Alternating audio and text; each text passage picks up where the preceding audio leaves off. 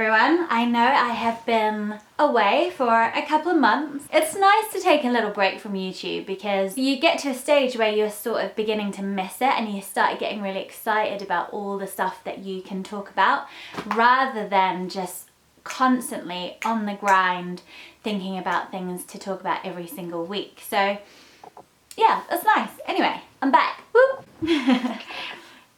Today, this next series is going to get quite practical. We're going to look at some of the kind of practical day-to-day stuff about unschooling. I guess it's especially for people who are new to unschooling or who are maybe feeling like they just want an injection of inspiration into their tired unschooling homes. The big question I get asked a lot about is, what does an unschooling routine look like? And I think there are quite a lot of unschooling voices out there that would be like, what?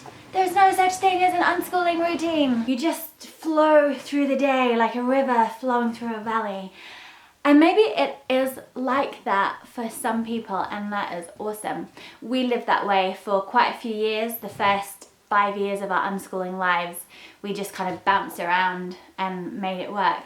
But in recent years, we have settled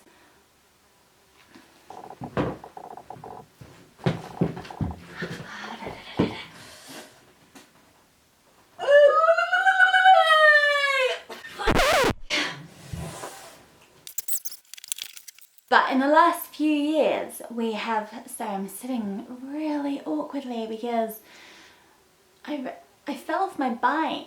I literally went right over the handlebars of my bike and landed on my kneecap. Oh, and it's so sore. So I'm just gonna casually sit like this in a man stance. But anyway, these days with older children, we have an 8-year-old and a 10-year-old now, I've noticed that we have evolved into having quite a, not really quite a structure, I would call it more like a rhythm. And the rhythm of our day seems to follow a kind of waxing and waning that you might see in the natural world. So we kind of come slowly, we emerge slowly into our day like a little shoot of spring. And the girls will begin their day by doing some of their favourite things, such as meeting their friends on Roblox and having a little Roblox play, or watching some of their favourite shows. I felt bad about starting our day like that for a good year or so, but I called it intentional compromise because while they were doing that online stuff, me and Tim would do all of our self-care things. So I'd make myself an epic smoothie, do some journaling, kind of get myself ready for the day. So I kind of called it intentional compromise. These days I don't think of it at all like that. These days I'm like, what a joyful way to kick off the day, just lazing around, connecting with your friends, doing one of your favourite things. It just feels like an amazing launch pad into the day.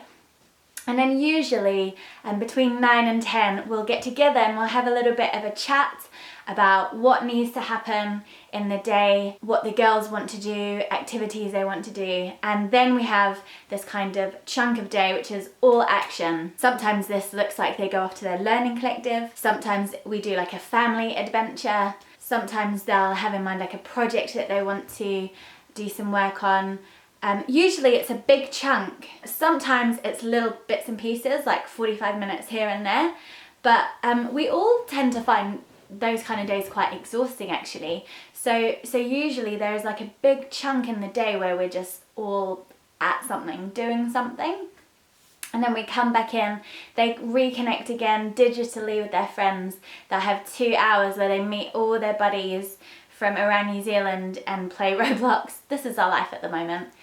And then we have tea, and then after tea we'll usually play some games together, or we'll all go off and do little creative things. We find that there is a massive surge of creativity after dinner. So Tim and I, we used to be really thrown by that. We'd be like, geez, why did they start writing a book after dinner? Or like, why do they want to get all the paints out after dinner? And these days we've just accepted that for whatever reason, there is this kind of creative surge after dinner. And in hindsight, I wonder if this is like tapping into some kind of circadian rhythm of the day where just everything, all of life is just slightly more hushed, slightly more still. It's easier just to be quiet and let something emerge within you. But it's guaranteed creativity is happening after dinner into the late hours of the night. And then we start wrapping it down, often by reading stories or listening to podcasts or listening to music as they go to sleep. And I've just noticed recently that routine is really quite present every single day at the moment. And I used to write like routine, schmootine. I used to like write full rejection of routine stuff. And now we've really landed upon like a kind of rhythm. I guess I had a couple of points that I wanted to make about this whole routine thing and unschoolers' natural rejection of a routine. And this is one of those things where sometimes you kind of break your own rules. You know, unschoolers might be natural rule breakers perhaps, but there's actually a whole load of rules that seem to accompany unschooling. And it's really important for you to feel free to break those rules as well for the health and thrivability of your family. And routine might be one of them. You might have heard like, no other unschoolers have a routine, but my kid loves knowing exactly what is happening and when. And if you have a kid like that, the best thing you can do for your unschooling home is to work with them to establish a structure in the day. They will thrive within it. So I'm really just inviting you to consider what best serves your family. What is the kind of sandwich filling of unschooling? What's the meat in the sani or the falafel in the kebab? It is allowing your children to bloom into who they truly are without coercion and without undue conditioning. Obviously, you're gonna influence them a little bit, but in order to allow your child to become who they truly are without coercion, the parents need to be doing a lot of deconditioning, and the parents need to be showing up to their own healing journey. Those two things go hand in hand. It's the work, it's the thing, it's the guts of unschooling. But the beautiful thing about that is if you're on that journey of really making room for your kid to become who they are without coercion and conditioning, and therefore showing up to the healing work, if you're doing that kind of stuff, the rest can really flow quite naturally. If you're doing that, you can easily introduce the idea of a routine into your unschooling home by sitting down, talking about what your hopes are for that, why you think the people in your family will thrive on it, why you think it will be useful. And your kids can understand that you're coming at this because you want to be their ally, and then they will respond to you, and it can be like this beautiful dance, and you can figure out, do routines work in our unschooling home, or do we just want to keep with that flow? And your kids won't feel like this sort of power-based baggage control thing coming from you, and you can kind of figure it out. And this leads to probably the last point I'm going to make in this video, which is don't be afraid to experiment. Sometimes I think we can feel so heavy about decisions and practicalities. We can feel a sort of sense of pressure to get it all right and to not make a mistake. And I guess I'm here to say, is there any way, I'm here to ask, is there any way you can be a little bit more lighthearted about this stuff and experiment? To say, hey, let's try this out. Let's see what it feels if we do it this way.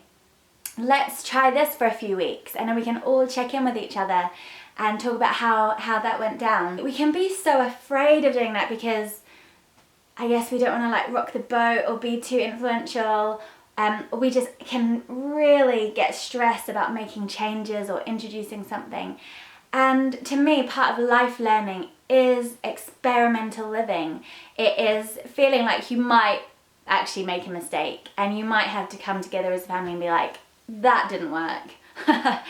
But by being open and willing to sort of fail or make mistakes, you're actually living life learning as richly or as thoroughly as you possibly can. So yeah, that's the sort of second prompt of this video, is to invite an experimental mindset into your unschooling home, and feel, just like lay aside the agonizing over decision making and just chat with your kids about introducing a new way of doing things, and let them know that you know, their opinion counts as equally as yours does, and make decisions together and see how it goes and change things up. And I don't know, am I getting that across quite as well as I wanted to? I don't know, maybe I'm a little bit like, my knee hurts.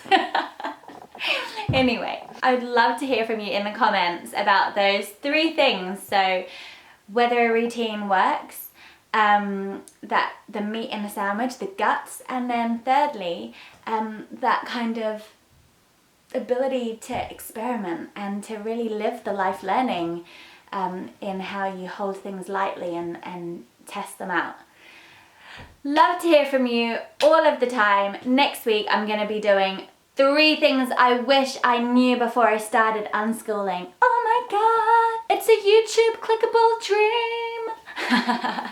Take care wherever you are in the world and stay radical. Mwah!